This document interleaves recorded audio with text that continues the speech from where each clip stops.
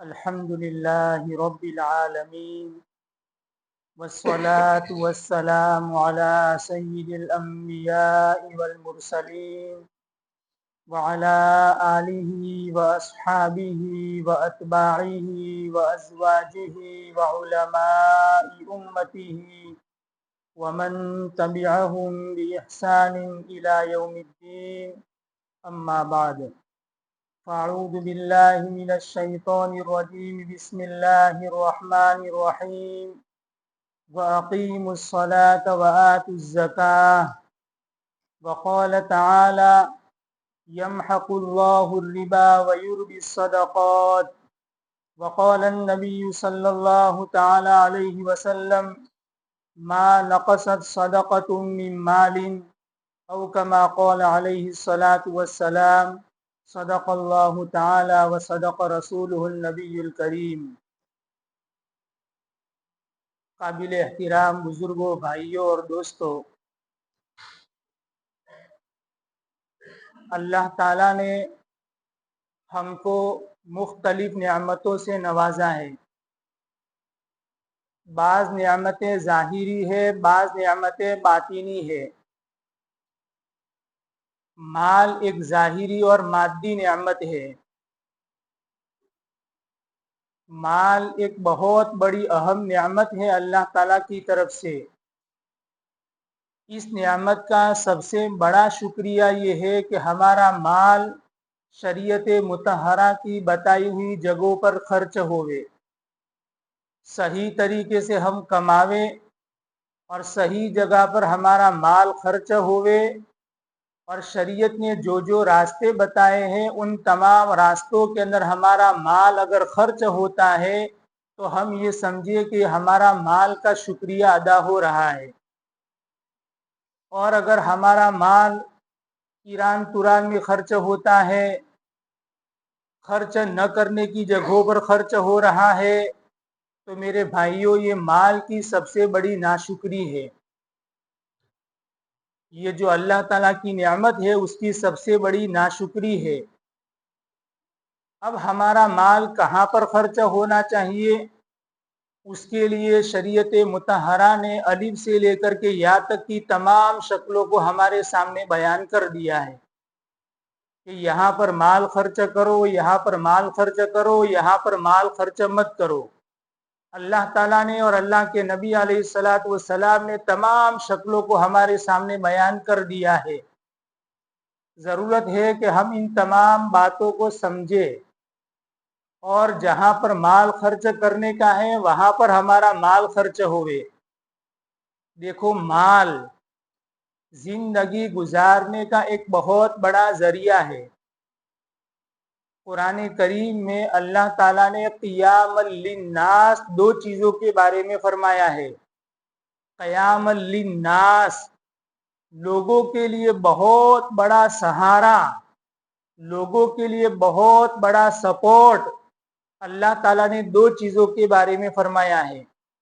ایک تو مال کے بارے میں فرمایا قیام للناس، یہ لوگوں کے لیے بہت بڑا سہارا ہے.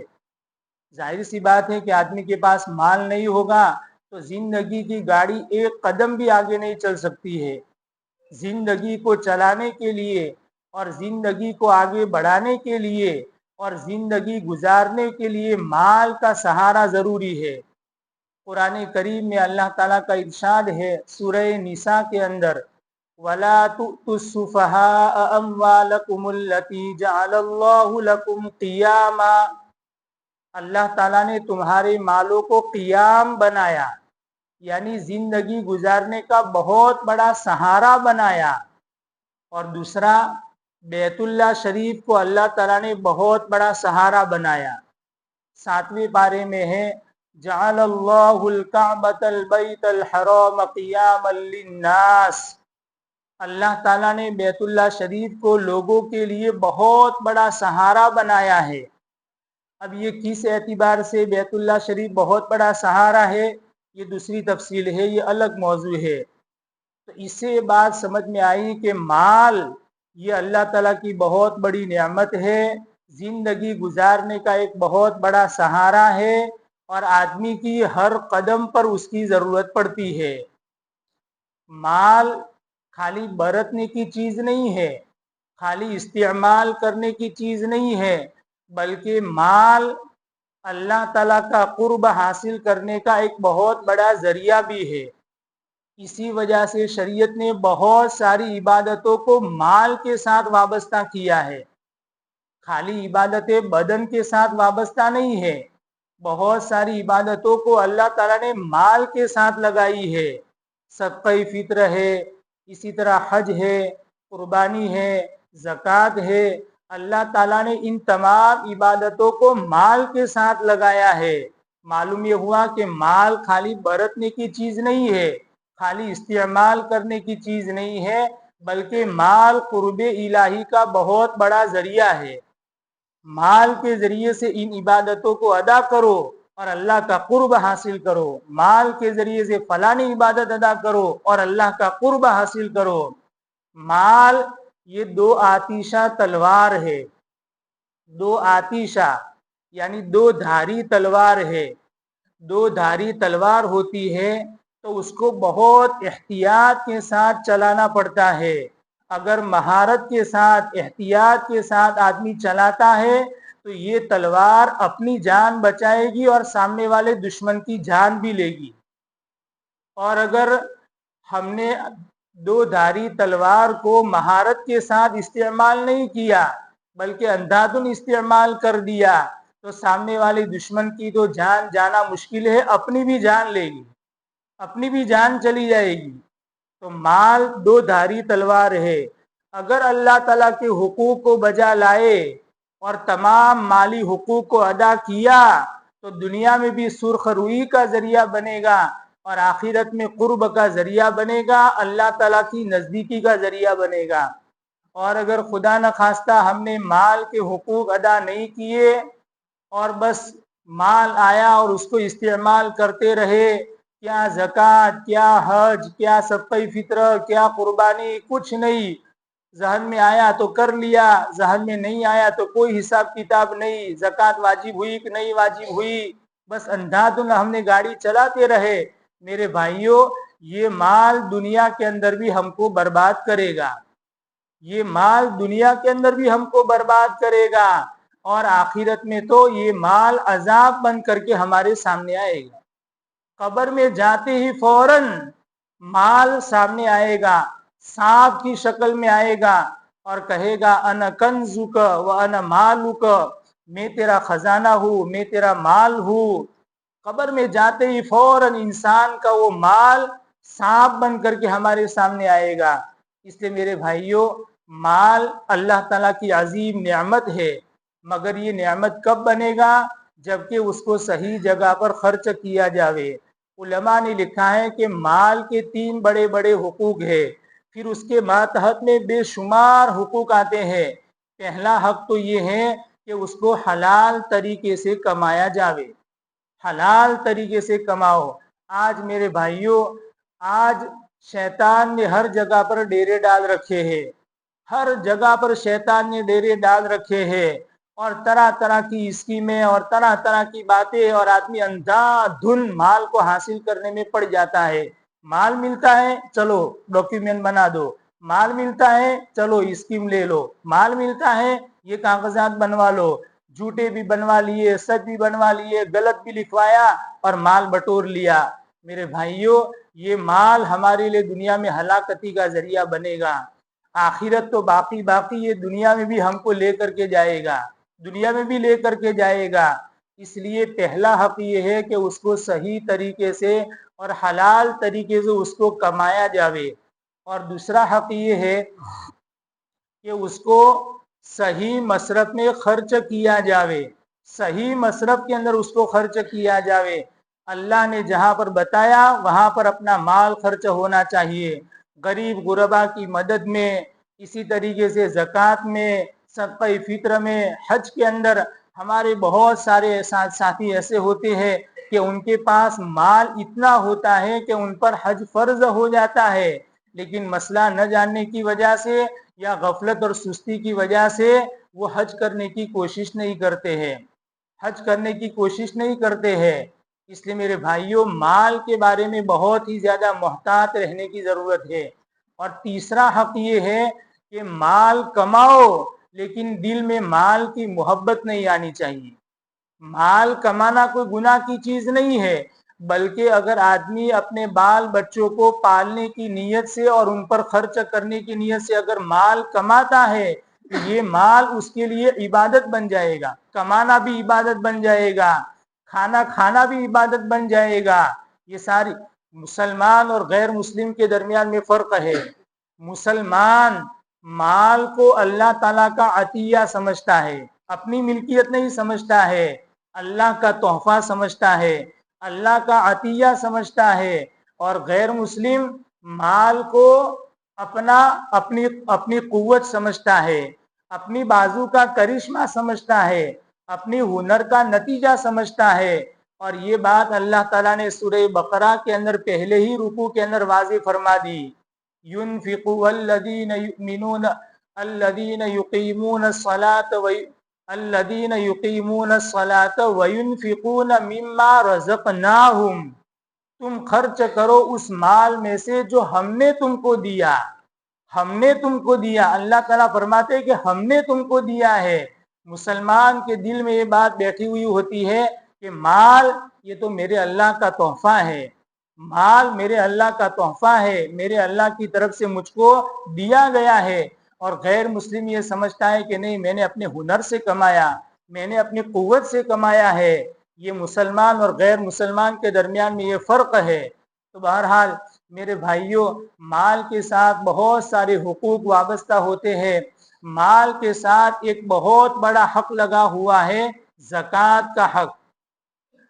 قرآن کریم میں اللہ تعالیٰ نے تقریباً 70 سے زائد جگہوں میں، اور بعض علماء نے لکھا ہے کہ 82 جگہوں میں اللہ تعالیٰ نے نماز کے ساتھ زکوٰۃ کا تذکرہ فرمایا ہے۔ جگہ جگہ پر اللہ تعالیٰ فرماتے ہیں وَيُقِيمُونَ الصَّلَاةَ وَيُؤْتُونَ الزَّكَاةَ وَأَقِيمُوا الصَّلَاةَ وَآتُوا الزَّكَاةَ وَإِقَامِ الصَّلَاةِ وَإِيتَاءِ الزَّكَاةِ۔ جگہ جگہ پر اللہ تعالیٰ جہاں نماز کا تذکرہ وہاں پر زکوٰۃ کا تذکرہ، دونوں کو ساتھ میں ملا دیا۔ اس سے معلوم ہوا کہ مال کی بہت بڑی اہمیت ہے، مال کی اور زکوٰۃ کی بہت بڑی اہمیت ہے۔ حدیث پاک میں آتا ہے انسان کا جو مال ہلاک ہوتا ہے، خشکی میں اور تری میں جو مال برباد ہوتا ہے، وہ زکوٰۃ نہ ادا کرنے کی وجہ سے مال برباد ہوتا ہے۔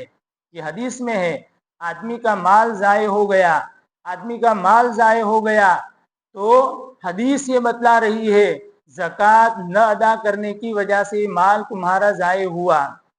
اس لیے ہمیں خوش دلی کے ساتھ اپنے مالوں کی زکوٰۃ ادا کرنی چاہیے۔ اپنے مالوں کی زکوٰۃ کو ادا کرنے میں ہمارے دل پر بوجھ نہیں پڑنا چاہیے۔ آج ہماری ایمان کی کمزوری کی وجہ سے زکوٰۃ نکالنے میں ہمارے دل پر بوجھ پڑتا ہے۔ 1000 روپیے ہے، 1000 روپیے تو اس میں 25 روپیے زکوٰۃ واجب ہوگی، تو آدمی آسان سمجھتا ہے کہ چلو 25 روپیے کوئی زیادہ مقدار نہیں ہے۔ لیکن 1 لاکھ روپیے آ گئے، اب 1 لاکھ روپیوں کے اندر 2500 روپیے زکوٰۃ واجب ہوگی، تو اب دل پر تھوڑا بوجھ پڑتا ہے کہ 2500 روپیے، اور 1 کروڑ کے اندر 2.5 لاکھ روپیے زکوٰۃ واجب ہوگی، 1 کروڑ کے اندر 2.5 لاکھ روپیے زکوٰۃ واجب ہوگی۔ اب آدمی کی زبان باہر نکل جاتی ہے کہ 2.5 لاکھ روپیے زکوٰۃ، بوجھ پڑتا ہے کہ اتنی ساری زکوٰۃ، دل پر بوجھ پڑتا ہے۔ لیکن میرے بھائیوں، یہ زکوٰۃ کوئی بوجھ کی چیز نہیں ہے۔ نبی پاک صلی اللہ تعالی علیہ وسلم نے احادیث شریفہ میں فرمایا کہ اگر ایسا وقت آ جاوے کہ میری امت زکوٰۃ کو ٹیکس سمجھنے لگے تو سمجھ لو کہ قیامت کا وقت قریب آ گیا، قیامت کا وقت قریب آ گیا۔ یہ قرب قیامت کی علامات میں سے ہے کہ زکوٰۃ کو بوجھ سمجھا جائے گا، زکوٰۃ کو ٹیکس سمجھا جائے گا۔ اس لیے میرے بھائیوں، خوش دلی کے ساتھ ہمیں اپنے مالوں کی زکوٰۃ ادا کرنی چاہیے۔ جو آیت کریمہ آپ کے سامنے پڑھی گئی اس میں اللہ تعالیٰ فرماتے ہیں यमहक़ु अल्लाहु रिबा व युरबि सदक़ात, अल्लाह ताला का ऐलान है, सूद में हाथ डालोगे तो अल्लाह ताला तुमको बर्बाद कर देंगे, तुमको कंगाल कर देंगे। चाहे जाहिर में ऐसा मालूम होता है कि नफा मिल रहा है, 1,00,000 रुपये दिए और वापस 1,10,000 मिले, जाहिर में नफा मालूम होता है, मगर अल्लाह का फरमान है ये तुम्हारा माल जाये हो जाए। जाहिर में नजर आता है कि माल बढ़ रहा है, मगर कुरान ये कह रहा है ये बर्बादी का रास्ता है, ये बर्बादी का रास्ता है। और आदमी जब ज़कात निकालता है तो 1,00,000 में से 2,500 रुपये उसने ज़कात निकाली, तो अब कितने बचे? बोलो, 97,500 रुपये बचे। बज़ाहिर ऐसा मालूम होता है कि माल कम हुआ, वहां पर ऐसा मालूम होता है कि माल बढ़ा, और यहाँ पर यह मालूम होता है कि माल कम हुआ। लेकिन कुरान का सच्चा पक्का वादा है कि सूद के नतीजे में माल बर्बाद होगा और ज़कात के नतीजे में तुम्हारा माल बढ़ेगा। कुरान की बात है, पत्थर की लकीर है, एक जर्रा बराबर भी उसमें कोई शक व शुबा की गुंजाइश नहीं। अल्लाह ताला ज़कात के नतीजे में माल बढ़ाते हैं, सदक़ात के नतीजे में माल को बढ़ाते हैं। ये कुरान करीम का सच्चा वादा है। अब नजर तो उल्टा आ रहा है कि माल कम हो रहा है, तो इसका क्या इलाज? उसका इलाज हदीस में बतलाया। उसका इलाज ये है कि एक हदीस शरीफ हमने सुन रखी है, अस्सदक़तु तदफ़उल बलाया। सदका, चाहे नफली सदका हो, चाहे ज़कात हो, चाहे सदक़े फ़ित्र हो, सदका ये बलाया और मुसीबतों को टलाता है। यानी सदका के नतीजे में, ज़कात के नतीजे में अल्लाह ताला तमाम अलाओ बलाओं से आदमी की हिफाजत फरमाते हैं। अब खाली एक मिसाल लो, एक मिसाल लो, खाली आसानी से बात समझ में आ जाएगी। एक आदमी है, उसके पास 1,00,000 रुपये है, 1,00,000 रुपये। अब उसने 2,500 रुपये ज़कात के अंदर अल्लाह को राजी करने के लिए उसने निकाल दिए, खुश दिली के साथ उसने 2,500 रुपये ज़कात में निकाले। इस ज़कात के अदा करने के नतीजे में उसके ऊपर एक आफत आने वाली थी, एक मुसीबत आने वाली थी, एक बीमारी आने वाली थी, जिसमें 50,000 रुपये उसके बर्बाद हो जाते। लेकिन ज़कात निकालने के नतीजे में अल्लाह ताला ने उसकी वो 50,000 वाली मुसीबत हटा दी। 50,000 वाली मुसीबत अल्लाह ताला ने हटा दी।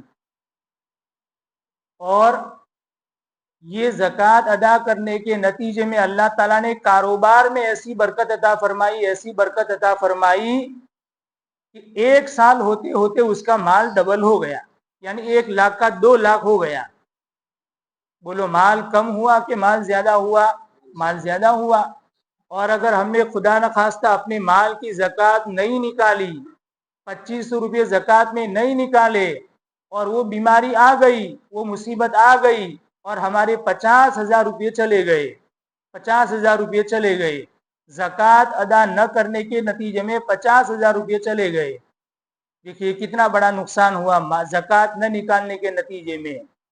इसलिए मेरे भाइयों, ज़कात एक बहुत बड़ा अहम फरीज़ा है, इतना बड़ा अहम फरीज़ा है कि हज़रत सिद्दीक़ अकबर रज़ी अल्लाह ताला अन्हु ने अपने ज़माने खिलाफत में जिन लोगों ने ज़कात देने से इनकार कर दिया था और इस्लामी सल्तनत और बैतुल माल में जमा करवाने से इनकार कर दिया था, उनके खिलाफ जंग का ऐलान किया था। वल्लाहि लउक़ातिलन्न, कसम बखुदा मैं जरूर भी जरूर उनसे जिहाद करूंगा। मालूम ये हुआ कि कुरान करीम का बहुत अहम हुक्म है। मेरे भाइयों, हम लोग ज़कात अदा करते हैं, अल्लाह का शुक्र है, लेकिन बाज़ मर्तबा मसला न जानने की वजह से या तो हमारे माल की सही सही ज़कात नहीं निकलती, या फिर पूरी पूरी ज़कात नहीं निकालती। मैं आगे शक्लें कुछ बतलाऊंगा आपको इंशाअल्लाह, जिसमें गड़बड़ी हो जाती है और आदमी ये समझता है कि मैंने तो अपने माल की पूरी ज़कात अदा कर दी, हालांकि उसकी ज़कात पूरी अदा नहीं हुई। ऐसा होता है बाज़ मर्तबा। इसलिए अब आपके सामने ज़कात के ताल्लुक से ज़रूरी बातें बयान की जाती है। आप हजरात बहुत ही ध्यान के साथ समाअत फरमावे। अल्लाह ताला मेरे लिए कहना और समझाना आसान फरमावे। اور آپ لوگوں کے لیے سمجھنا آسان فرماوے۔ دیکھیے، ہمیں سب سے پہلا تو یہ سمجھنا ہے کہ زکوٰۃ کس آدمی پر واجب ہوگی۔ اس مجمع کے اندر ماشاءاللہ تمام حضرات بالغ ہے، عقل مند بھی ہے۔ اب ہمیں یہ فیصلہ کرنا ہے کہ ہم پر زکوٰۃ واجب ہے کہ نہیں، ہمارے گھر والوں پر زکوٰۃ واجب ہے کہ نہیں، میرے گھر پر بالغ بچے اور بچیاں ہیں، ان پر زکوٰۃ واجب ہے کہ نہیں۔ یہ مسئلہ اچھی طرح سے ہم سمجھ لیں گے تو آپ کے لیے فیصلہ آسانی سے آپ فیصلہ کر سکیں گے کہ ہم پر زکوٰۃ واجب ہے کہ نہیں ہے۔ تو ہمیں پہلا مسئلہ لینا ہے کہ زکوٰۃ کس آدمی پر فرض ہے۔ لیکن اس کو سمجھنے کے لیے پہلے آپ دو تمہیدی باتیں سمجھیں۔ یہ مسئلہ اگر سمجھنا ہو کہ زکوٰۃ کس پر واجب ہے، اس کو سمجھنے کے لیے پہلے آپ دو تمہیدی باتیں سمجھیں۔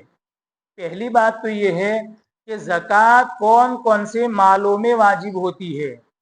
زکوٰۃ دیکھو، آپ دھیان، ماشاءاللہ آپ لوگ دھیان سے سن رہے ہیں، اخیر تک اسی طریقے سے دھیان سے سنیں گے تو انشاءاللہ فائدہ ہوگا، بہت فائدہ ہوگا انشاءاللہ۔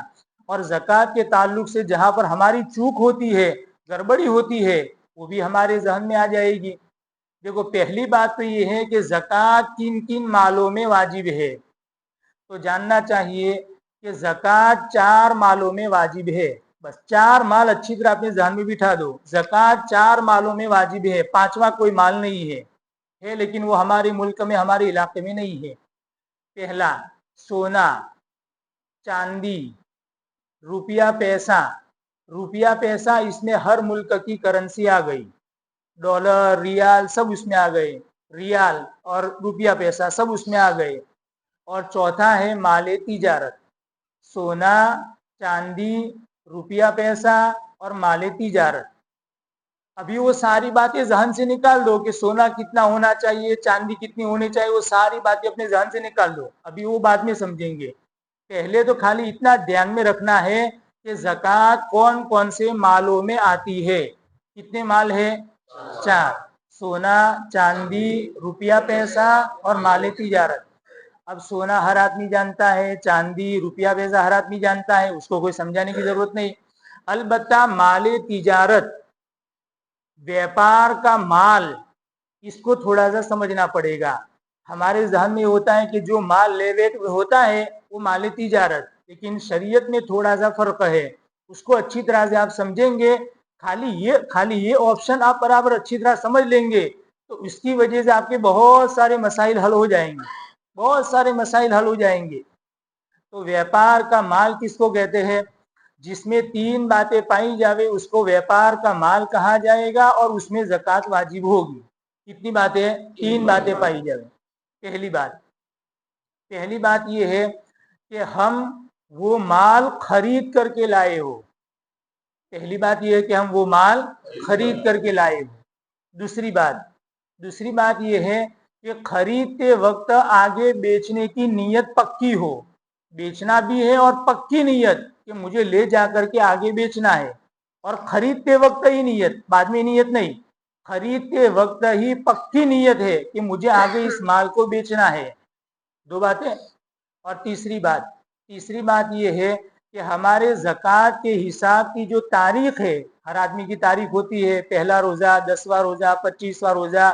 ہمارے زکوٰۃ کے حساب کی جو تاریخ ہے، بیچنے کی نیت زکوٰۃ کے حساب کی تاریخ تک باقی رہی ہو، ختم نہ ہوئی ہو، بیچنے کی نیت وہاں تک باقی رہی ہو۔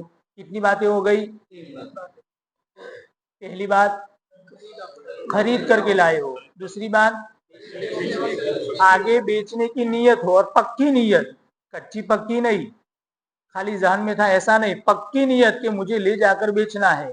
اور تیسری بات یہ ہے کہ زکوٰۃ کے حساب کی تاریخ تک بیچنے کی نیت ہماری باقی رہی ہو۔ یہ 3 باتیں پائی جائے گی تو اس کو ویپار کا مال کہا جائے گا، اور اس میں زکوٰۃ واجب ہوگی۔ اب مثال لو تھوڑی سی۔ ایک باپ تھا، باپ کے پاس ایک گاڑی تھی، باپ کا انتقال ہو گیا اور اس کا ایک بیٹا تھا۔ اب وراثت میں بیٹے کے پاس وہ گاڑی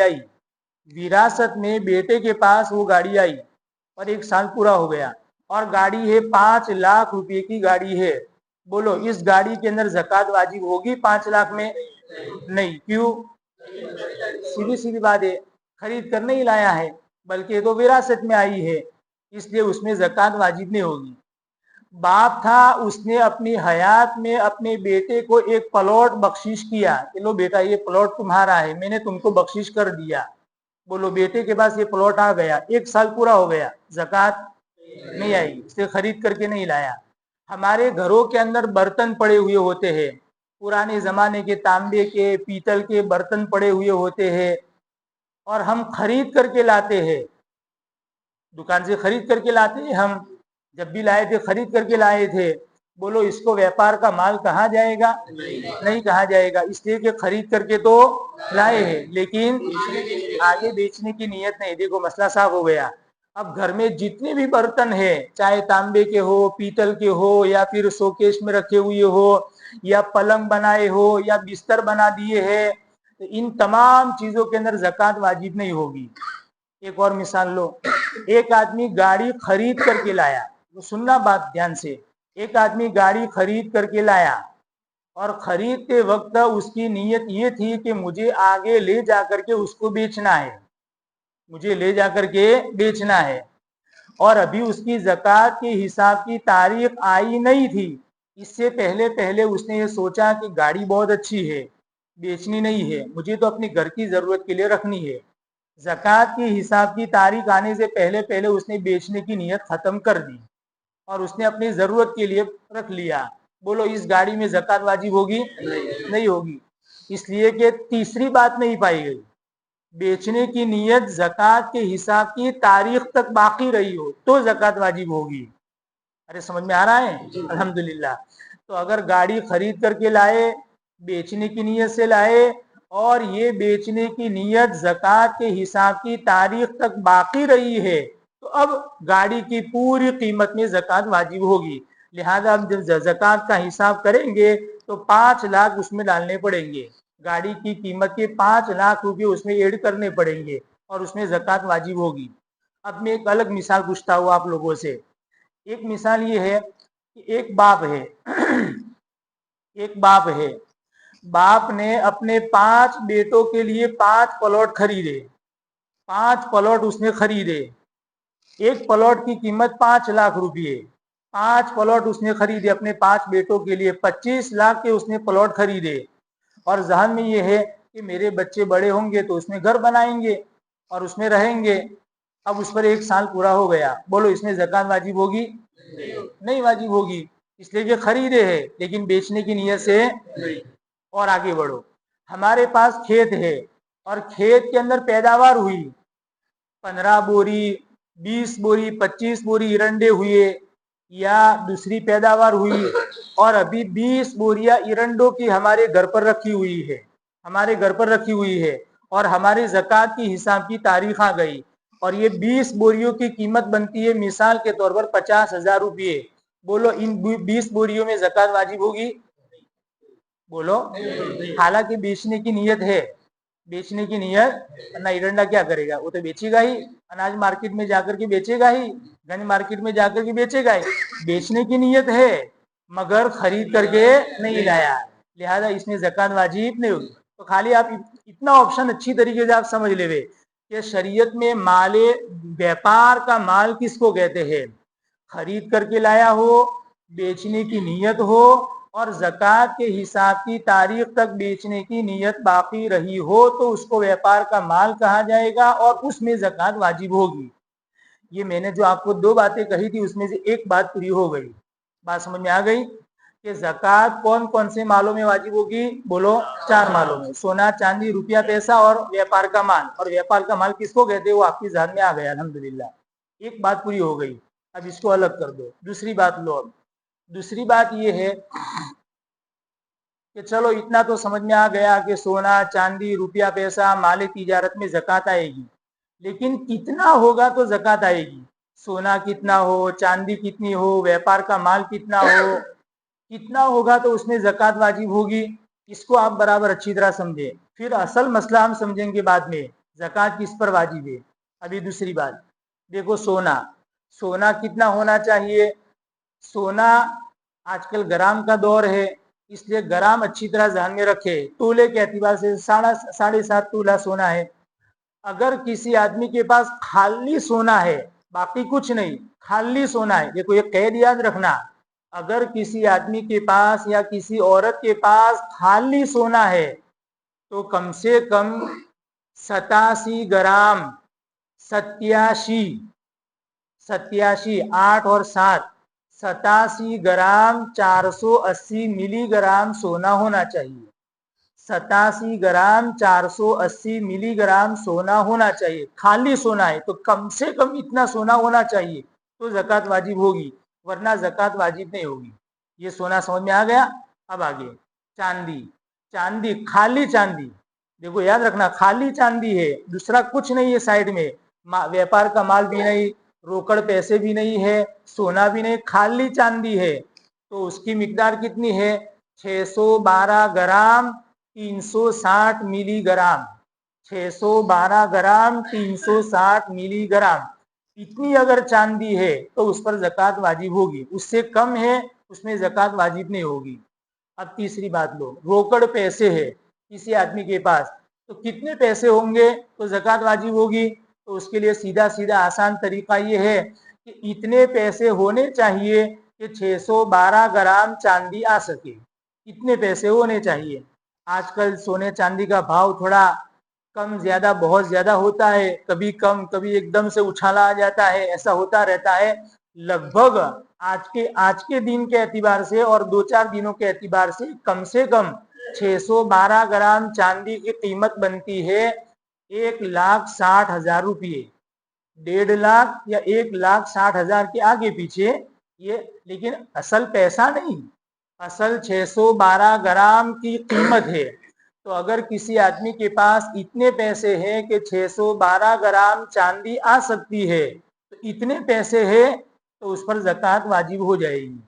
3 और चौथा, व्यापार का माल है, तो व्यापार का माल कितना होना चाहिए?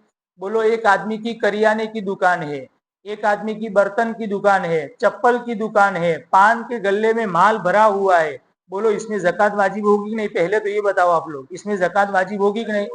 अरे होगी, व्यापार का माल है, खरीद करके लाया, बेचने की नियत है और ज़कात के हिसाब की तारीख तक भी बेचने की नियत होती है। अब अगर करियाने की दुकान में हमने पूरा टोटल लगाया 1,60,000 के बराबर या उससे ज्यादा हो गया, तो बूर सारी चीजों में ज़कात वाजिब होगी कि नहीं? तो चारों का निसाब हमारे सामने आ गया। सोने का निसाब 87 ग्राम 480 मिलीग्राम, चांदी का निसाब 612 ग्राम 360 मिलीग्राम, रोकड़ पैसे उसके बकदर और माले तिजारत ये उसकी 612 ग्राम चांदी के बकदर होना चाहिए। ये दो बातें ध्यान में अच्छी तरह आ गई। अब असल मसला समझो कि ज़कात किस पर वाजिब है। देखो असल पॉइंट तो अब आया है, ज़कात किस पर वाजिब है ये मसला समझने का है। 5 शर्तें पाई जाएगी तो ज़कात वाजिब होगी। कितनी शर्तें? 5 शर्तें पाई जाएगी तो उसमें ज़कात वाजिब होगी। पहली शर्त सब में पाई जाती है अल्हम्दुलिल्लाह, आदमी मुसलमान हो, अल्लाह की फजल से आदमी मुसलमान है तो ज़कात आएगी, काफिर है तो उस पर ज़कात नहीं आएगी, इसलिए कि काफिर फुरुआत के मुकल्लफ नहीं है, उसूल के मुकल्लफ है। खैर ये बात छोड़ो, तो पहली शर्त ये है कि आदमी मुसलमान हो, ये शर्त तो है अल्हम्दुलिल्लाह। दूसरी शर्त ये है कि आदमी अक्लमंद हो, समझदार हो, अक्लमंद हो तो ज़कात आएगी, वरना ज़कात नहीं आएगी। लिहाजा एक आदमी बेचारा कुदरती तौर पर पागल है, मजनून है, पागल है, अब उसके पास करोड़ों रुपये है, कैश रुपये है उसके पास, लेकिन ज़कात नहीं आएगी, ज़कात नहीं आएगी, पागल है बेचारा, उस पर ज़कात नहीं आएगी। तीसरी शर्त ये है कि बालिग होना चाहिए, इस्लामी एतबार से कम उसके 15 साल होने चाहिए, या अलामत के एतबार से आदमी पहले बालिग हो गया, तो बहरहाल बालिग होना चाहिए तो ज़कात आएगी। अगर नाबालिग बच्चा या बच्ची है और उसके पास बहुत सारा माल है तो ज़कात नहीं आएगी। अब एक मसला समझो यहाँ पर रुक करके, असल बात तो हमें रखने की है जहन में, अब बीच में एक मसला समझो। माँ बाप ने छोटी बच्ची के लिए ایک زیور بنایا، کان کا زیور بنایا، کان کی رینگیں بنائی، اور رینگیں بنا کر کے مثلاً 1 تولے کی رینگیں بنائی، یا چلو 10 تولے کی مثال لے لو تاکہ نصاب پورا ہو جائے، 10 تولے کی رینگیں بنائی، 7.5 تولہ نصاب ہے، یا 87 گرام ہے تو 100 گرام کی رینگیں بنائی۔ بہرحال ماں باپ نے اپنی بچی کے لیے ایک زیور بنایا، سونے کا زیور بنایا، اور سونے کا زیور بنا کر کے بچی کو قبضہ بھی دے دیا اور اس کو ہبہ میں دے دیا اور اس کو کان میں پہنا دیا۔ اب سال پورا ہو گیا، بولو اس پر زکوٰۃ واجب ہوگی یا نہیں؟ باپ پر واجب ہوگی؟ بولو باپ پر کیوں واجب نہیں ہوگی؟ ہاں، اس کی ملکیت میں، وہ تو اس نے چھوٹی بچی کو بخشش کر دیا تو باپ کی ملکیت سے نکل گیا، اور اس کو پہنا بھی دیا تو باپ کی ملکیت میں ہے ہی نہیں، تو باپ پر زکوٰۃ واجب نہیں ہوگی۔ اور بچی پر زکوٰۃ آئے گی کہ نہیں؟ نہیں آئے گی، اس لیے کہ وہ نابالغ ہے۔ بات صاف ہو گئی۔ لہذا اگر چھوٹی بچی کو زیور بنا کر کے دیا اور اس کو قبضہ بھی دے دیا تو اب اس کی زکوٰۃ نہ ماں باپ پر آئے گی نہ بچی پر آئے گی، بالکل مسئلہ صاف۔ اور اگر باپ نے خالی پہننے کے لیے دیا ہو، بخشش نہ کیا ہو بلکہ پہننے کے لیے دیا ہو، دیکھو ایک بات سن لو بیچ میں، آپ لوگوں کو اگر چالو بیان میں اگر کوئی بات معلوم کرنی ہو بیچ میں، تب بھی اگر سمجھ میں نہ آئے اور پوچھنا چاہیں تو بلا تکلف پوچھ سکتے ہیں، بلا تکلف پوچھ سکتے ہیں۔ میں کوشش کروں گا آپ کو جواب دینے کی، اللہ کے فضل سے جواب دینے کی کوشش کروں گا۔ خیر بہرحال، تو اگر خالی پہننے کے لیے دیا ہے، بخشش نہیں کیا ہے، اور سال پورا ہو گیا، بولو زکوٰۃ آئے گی کہ نہیں آئے گی؟ آئے گی۔ کس پر آئے گی؟ باپ پر آئے گی، اس لیے کہ ملکیت کس کی ہے؟ باپ کی ہے۔ بچی تو نابالغ ہے، اس پر زکوٰۃ نہیں آئے گی، جس کی ملکیت ہوگی اس پر زکوٰۃ آئے گی، دوسرے پر زکوٰۃ نہیں آئے گی۔ اب اصل مسئلے پر آ جاؤ۔ پہلی شرط کیا تھی؟ مسلمان ہو، دوسری شرط عقل مند ہو، تیسری شرط بالغ ہو، اور چوتھی شرط یہ ہے کہ ابھی جو میں نے بتلایا، شروع میں 2 باتیں آپ کو بتلائی، 4 مالوں میں سے کوئی مال اس کے پاس ہو، 4 مالوں میں سے 5واں کوئی مال نہیں، 4 مالوں میں سے کوئی مال اس کے پاس ہونا چاہیے، اور جتنی کیپیسٹی بتلائی اتنی کیپیسٹی کے بقدر اس کے پاس ہو۔ سونے کی کیپیسٹی بتلائی، چاندی کی، روکڑ پیسوں کی، جتنی کیپیسٹی بتلائی اتنی کیپیسٹی کے بقدر اس کے پاس مال ہے تو زکوٰۃ آئے گی، ورنہ زکوٰۃ نہیں آئے گی۔ سونا ہے تو کتنا ہونا چاہیے؟ 87 گرام، 480 ملی گرام۔ چاندی ہے تو 612 گرام۔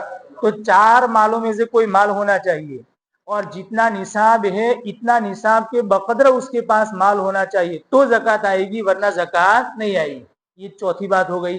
اور پانچویں شرط یہ ہے کہ اس کا یہ مال قرض سے بچ کر ہونا چاہیے، قرض سے زائد، قرض سے بچا ہوا، اور اپنی اصلی ضرورتوں سے بچا ہوا ہونا چاہیے۔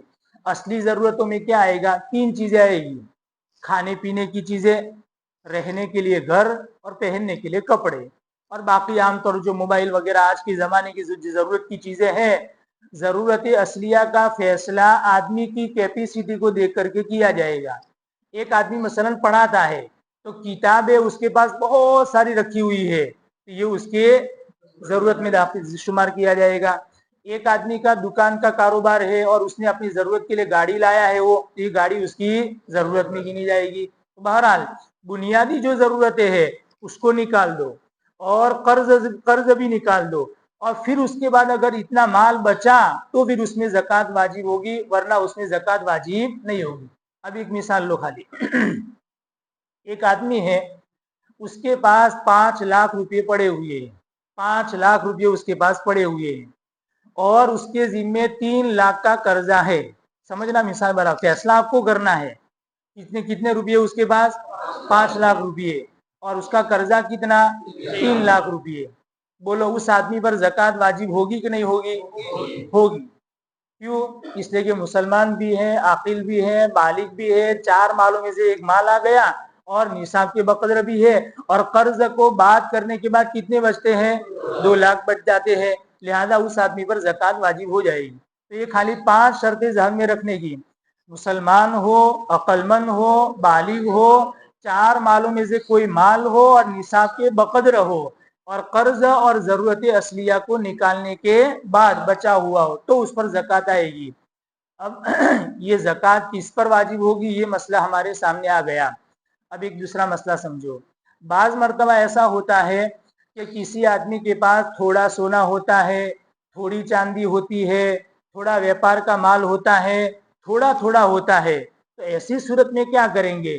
آدمی یہ سمجھتا ہے کہ میرے پاس تو پورا نصاب کے بقدر مال نہیں ہے، لہذا مجھ پر زکات واجب نہیں ہوگی، لیکن ایسا نہیں، آدمی یہاں پر دھوکہ کھا جاتا ہے، گڑبڑی یہاں پر ہوتی ہے۔ عام طور پر عورتیں یہ سمجھتی ہے کہ ہمارے پاس تو 7.5 تولہ کے بقدر سونا نہیں ہے، 1 تولے کی رنگیں ہے، 2 تولے کی رنگیں ہے، تو اس پر زکات واجب نہیں ہوگی، یہ سمجھتی ہے۔ دیکھو یہاں پر گڑبڑی ہو جاتی ہے، پہلے آپ مسئلہ سمجھو، پھر اس کے بعد اصل مسئلے میں آپ کو سمجھاتا ہوں۔ اگر کسی آدمی کے پاس تھوڑا سا سونا ہے، تھوڑی چاندی ہے اور تھوڑے روکڑ پیسے ہے، تو ایسی صورت میں ان تمام چیزوں کو ملاؤ، تینوں چیزوں کو ملاؤ، چاروں چیزوں کو ملاؤ، اور ملانے کے بعد دیکھو چاندی کا نصاب پورا ہوتا ہے کہ نہیں ہوتا ہے، سونے کا نصاب نہیں بلکہ چاندی کا نصاب پورا ہوتا ہے کہ نہیں، یعنی 612 گرام چاندی کے بقدر ہوتا ہے کہ نہیں ہوتا ہے۔ اگر اتنا ہو جاتا ہے تو زکات واجب ہو جائے گی، اور اگر اتنا نہیں ہوتا ہے تو زکات واجب نہیں ہوگی۔ ابھی ایک مثال، ایک عورت کے پاس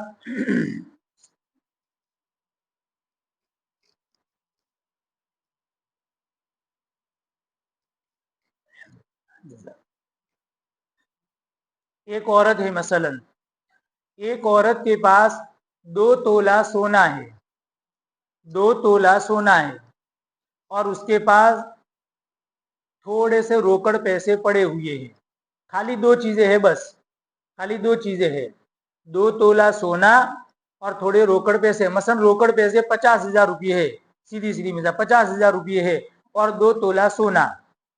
تو ایسی صورت میں دونوں کو ملا کر کے دیکھا جائے گا، اگر دونوں کو ملانے کے بعد 1,60,000 کے بقدر ہو گیا، لگ بھگ آج کی تاریخ کے اعتبار سے، تو بولو زکات واجب ہوگی کہ نہیں، اور آرام سے ہو جائے گا۔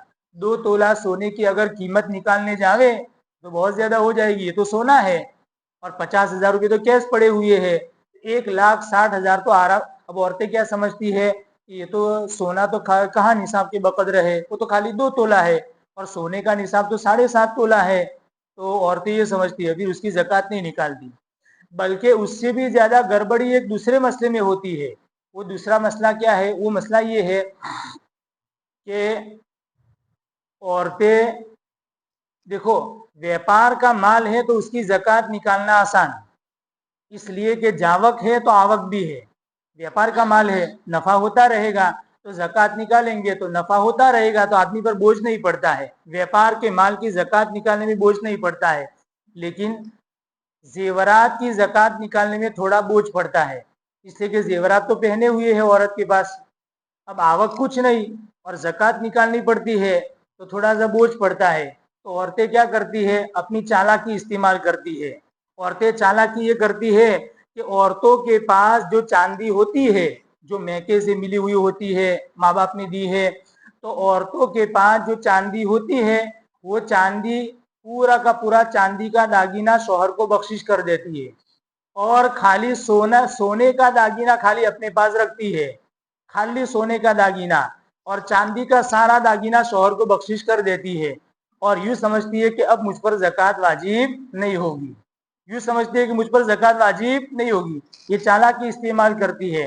سونے کا تو داگینہ ہی نہیں دے گی، سونے کا داگینہ کال اٹھیں گاڑی میں لے تو اور تو ہونی ہے جو અને ઘરે જ આવું થાય એટલે सोने का दागीना बख्शिश नहीं करती है, क्या करती है? चांदी का दागीना बख्शिश कर देती है, और वो भी न करे लेकिन जकात आती है तो जकात से बचने के लिए चांदी का दागीना बख्शिश कर देती है।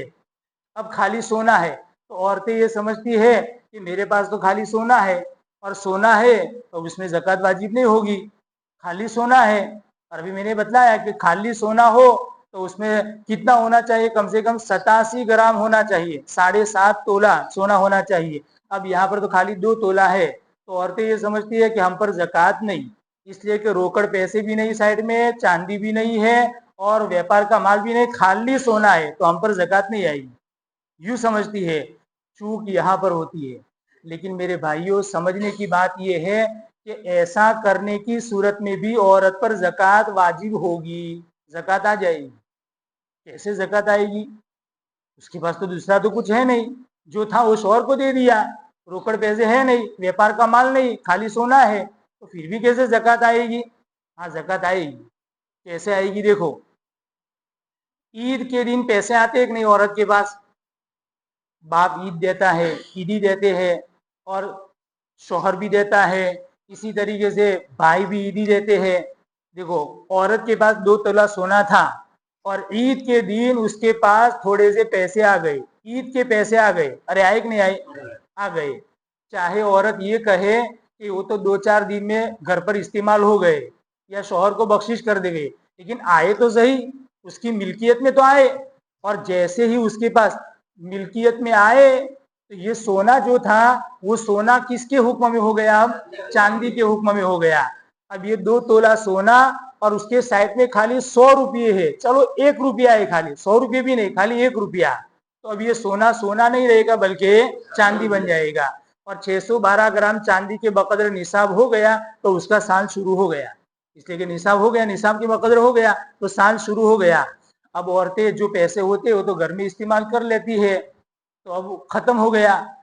लेकिन साल के दरमियान में निसाब कम होने की वजह से फर्क नहीं पड़ेगा, ये कम हुआ, खत्म नहीं हुआ, बल्कि खाली कम हुआ है।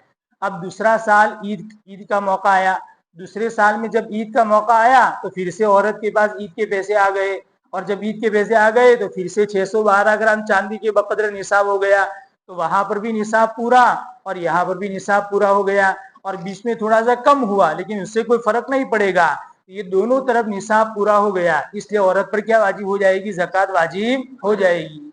अरे होगी कि नहीं? तो ये औरतें जो समझती है कि हम पर ज़कात वाजिब नहीं होगी, इसलिए बेचारी वो गफलत में है। हमें अपने घरों पर ये मसला औरतों के सामने लाना चाहिए। अगर हमारी घरवाली ने चांदी का सारा जेवर हमको बख्शिश कर दिया है और उसके पास कुछ नहीं है, और 2 तोला 3 तोला सोना उसके पास है, तो उसका भी हिसाब करके हमें ज़कात निकाल देनी चाहिए, बल्कि ज़कात वाजिब हो जाएगी।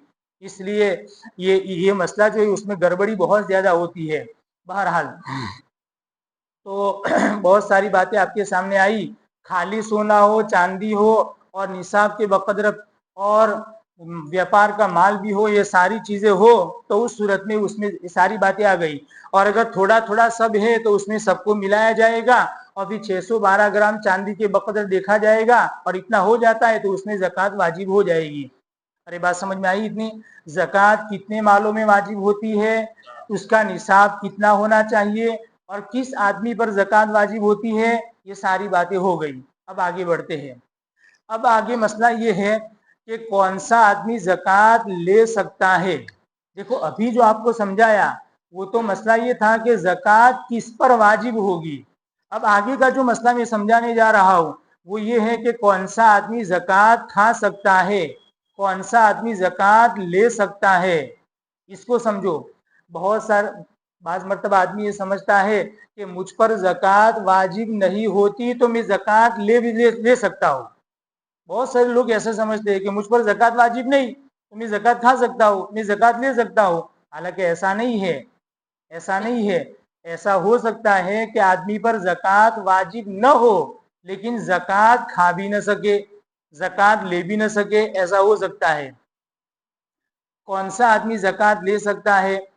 ऐसा आदमी कि जिसके पास उसकी ज़रूरतों को निकाल कर, ज़रूरत असलिया को निकाल कर और कर्ज को माइनस करने के बाद 612 ग्राम चांदी के बकदर उसके पास रुपया पैसा या सामान उसके पास न बचता हो, तो ऐसा आदमी ज़कात ले सकता है। इसको समझो बराबर। अपनी असली ज़रूरतें निकालो, बल्कि वो तो साल भर निकल गया, आदमी उससे अपनी ज़रूरतें पूरी करता रहा, और फिर कर्ज को भी, उसने कर्ज था तो कर्ज को भी माइनस कर दिया, और ये सारी चीजें माइनस करने के बाद उसके पास जितना भी सामान था जरूरत असलिया से, व्यापार का माल नहीं कह रहा हो, कोई भी सामान, चाहे व्यापार का सामान हो या चाहे व्यापार का सामान न हो, कोई भी सामान हो, तमाम सामानों को उसके अंदर जोड़ा जाएगा। देखो, ज़कात वाजिब होने के लिए, ज़कात वाजिब होने के लिए व्यापार का माल जरूरी है, लेकिन ज़कात लेने के लिए उसमें व्यापार का होना जरूरी नहीं है, व्यापार का होना जरूरी नहीं है, बल्कि चाहे व्यापार का हो कि व्यापार का न हो, कोई भी हो, बस खाली इतनी बात है कि हमारी जरूरत से जायद होना चाहिए। अगर हमारी जरूरत से जायद सामान है, जायद माल है, तो उसका टोटल लगाओ। टोटल लगाने के बाद 612 ग्राम चांदी के बकदर हो गया तो इस पर जकात, तो वो आदमी जकात नहीं ले सकता है, जकात नहीं ले सकता है। और अगर इतना नहीं होता है तो फिर वो आदमी जकात ले सकता है। एक मिसाल के जरिए समझो, एक आदमी है, उसके पास घर के अंदर चारपाइयाँ जायद पड़ी हुई है, साल भर में एक मर्तबा भी इस्तेमाल न हो तो समझ लो कि वो जरूरत से जायद है। और अगर साल भर में एक दो मर्तबा, तीन मर्तबा इस्तेमाल हो जाता है तो वो सामान अपनी जरूरत में आ गया, वो सामान अपनी जरूरत में आ गया। मसलन हमारे घरों के अंदर शोकेश के अंदर छोटे छोटे बहुत सारे बर्तन पड़े हुए हैं, या दो चार चारपाइयाँ ज्यादा है, बहुत सारे बिस्तर पड़े हुए हैं, मगर जब मेहमान आते हैं तो शोकेश के बर्तन निकालने पड़ते हैं, जायद बिस्तर भी बिछाने पड़ते हैं, पलंग भी इस्तेमाल होता है, चारपाइयाँ भी इस्तेमाल होती है, चाहे साल में एक दो मरतबा, तो इसको जरूरत असलिया में दाखिल समझा जाएगा, इसको जरूरत असलिया से जायद नहीं समझा जाएगा। खैर, एक आदमी के पास जरूरत से ज्यादा सामान पड़ा हुआ है, साल भर में एक मरतबा भी इस्तेमाल नहीं होता है। मसलन वो पुराने जमाने के तांबे के बर्तन पड़े हुए हैं, वो साल भर में इस्तेमाल होते हैं, कभी कभी इस्तेमाल नहीं होते हैं। तो जितने भी बर्तन है, इन तमाम बर्तनों की कीमत लगाओ। अब मसलन हमने इन तमाम की कीमत लगाई तो 20,000 रुपये बने। कितने बने? 20,000 रुपये बराबर। फिर उसके पास चारपाइयाँ जायद पड़ी हुई है, या औरत है तो उसकी पेटी के अंदर बहुत सारे ऐसे जोड़े पड़े हुए हैं जो साल भर में कभी भी इस्तेमाल नहीं होते हैं। 5-6 जो औरत के लिए 5-6 जोड़ी, 3-4 जोड़ी, ये उसकी जरूरत में दाखिल है। और उसके अलावा जो जो जोड़ी है वो सब जरूरत से जाहिर है। तो हमने सामान की कीमत लगाई, बर्तनों की कीमत लगाई तो 20,000 रुपया बनी। उसके बाद भी जायद चारपाइयाँ थी, उसकी कीमत लगाई, 20,000 रुपया बनी। और दूसरा कोई सामान था तो उसकी भी कीमत लगाई हमने, 20,000 रुपया। ये तमाम सामानों को हमने जोड़ा तो उसकी कीमत बनती है 60,000 रुपये, 60,000 रुपये। और 20,000 रुपये उसके पास नकद पड़े हुए। टोटल कितना हुआ? 80,000। बोलो, ऐसा आदमी जकात ले सकता है कि नहीं? बोलो, ले सकता है। ऐसा आदमी जकात, आज के जमाने के एतबार से ऐसा आदमी जकात ले सकता है, इसलिए कि जरूरत से जायद जितना भी सामान था हमने सारा सामान गिना तो 612 ग्राम चांदी के बकदर होता नहीं है, उससे कम रहता है। लिहाजा ऐसा आदमी जकात ले सकता है। और अगर ये सारे सामान की हमने टोटल लगाया तो 1,70,000 बन गया, 1,80,000 बन गया। तो बोलो, ऐसा आदमी जकात नहीं ले सकता है, ऐसा आदमी जकात नहीं ले सकता है।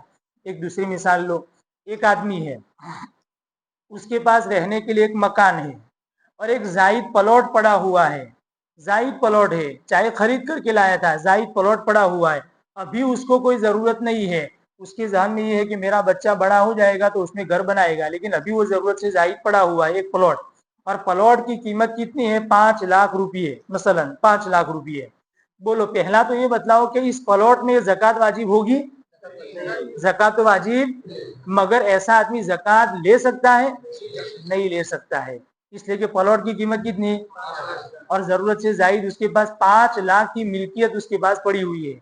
मालूम ये हुआ कि जिस आदमी पर जकात वाजिब नहीं होती है, ऐसा जरूरी नहीं है कि वो आदमी जकात लेवे, जकात खावे, ऐसा जरूरी नहीं है, बल्कि बीच में एक दूसरा दर्जा आता है। ऐसा हो सकता है कि जकात वाजिब न होवे लेकिन साथ में जकात न ले सके, ऐसा हो सकता है। जैसे अभी प्लॉट वाली मिसाल दी कि जकात तो वाजिब नहीं होती है मगर जकात ले भी नहीं सकता है, इसमें बहुत ज्यादा गड़बड़ी होती है। और लोग ये समझते हैं कि इसमें तो हम तो जकात वाजिब नहीं होती तो हम जकात ले भी सकते हैं। इसलिए मेरे भाइयों, समझना चाहिए कि जरूरत से जायद जितना भी सामान है, चाहे व्यापार का हो कि व्यापार का न हो, साल गुजरा हो कि साल गुजरा न हो, बहर सूरत वो तमाम सामान गिना जाएगा। अगर 612 ग्राम चांदी के बकद्र हो गया तो उस पर जकात, वो आदमी जकात नहीं ले सकता है, और अगर इससे कम रहता है तो आदमी जकात ले सकता है। ये जकात कौन ले सकता है, ये बात हमारे सामने आ गई। उसके बाद बहुत सारे लोग ये समझते हैं कि साल, आप लोग बशाशत के साथ सुन रहे हैं? हाँ। आप लोगों की जब बशाशत खत्म हो जाए तो फौरन कह देगा, अपनी बात खत्म कर देंगे, समझे? बहरहाल तो बहुत सारे लोग ये समझते हैं कि हर माल पर अलग से साल गुजरना जरूरी है, हर माल पर अलग से साल गुजरना जरूरी है। बहुत सारे लोग ये समझते हैं, लेकिन ऐसा नहीं है, ऐसा नहीं है। एक आदमी के पास उसकी जिंदगी में पहली मर्तबा निसाब के बकद्र माल आया, एक आदमी के पास जिंदगी में बालिग होने के बाद पहली मर्तबा निसाब के बकद्र माल आया।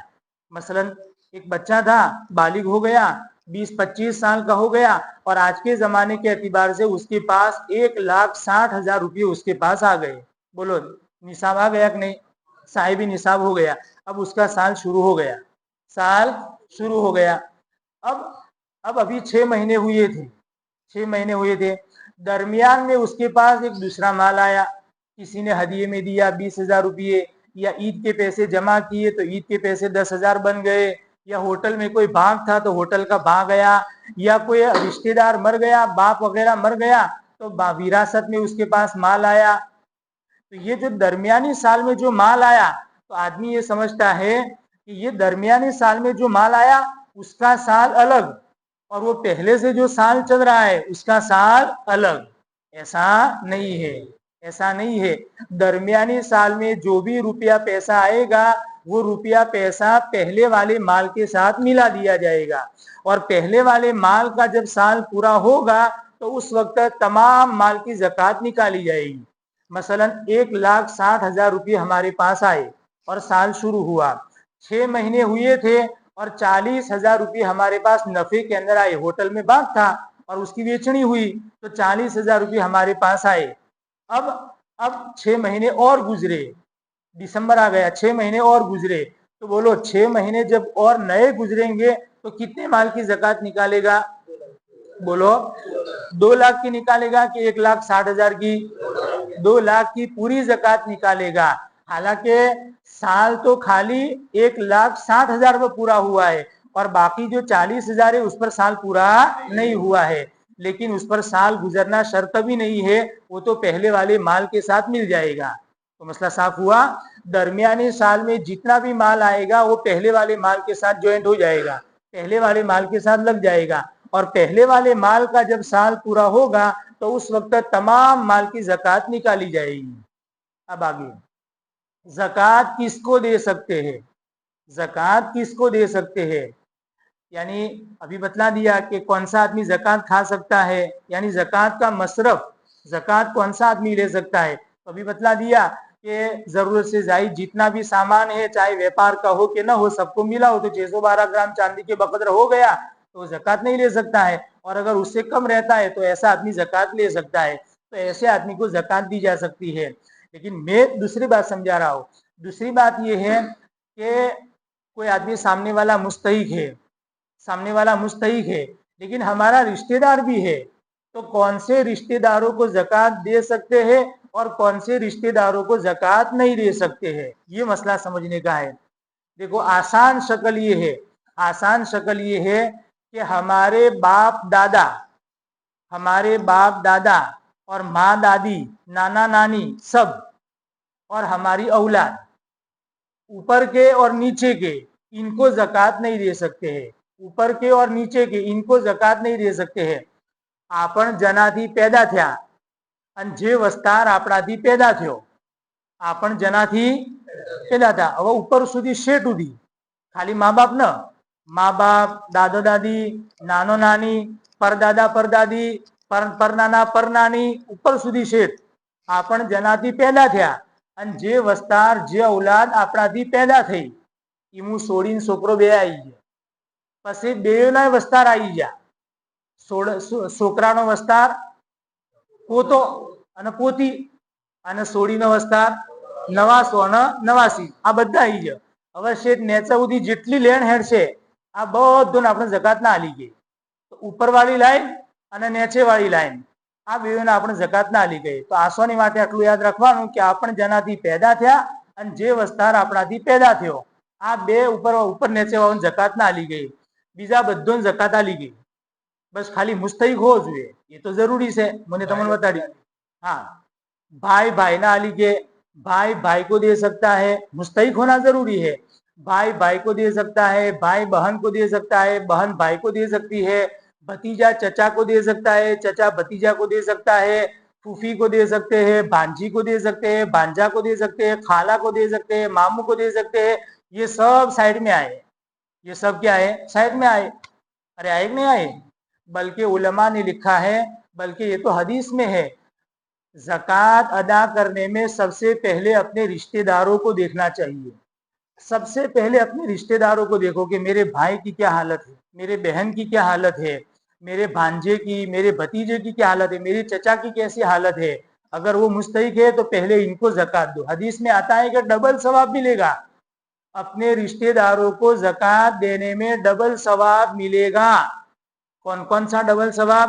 एक सवाब तो मिलेगा ज़कात अदा करने का, तुमने ज़कात अदा की उसका सवाब मिलेगा. और दूसरा सवाब मिलेगा सिला रहमी का, अजरुस सदक़ती व अजरुस सिलती, सदक़े का भी सवाब मिलेगा और सिला रहमी का भी सवाब मिलेगा. लिहाजा आदमी को चाहिए कि सबसे पहले अपने रिश्तेदारों में देखे कि कौन कौन से रिश्तेदार मोहताज है, सबसे पहले उनको मुकद्दम रखे और उनको ज़कात देने की कोशिश करे.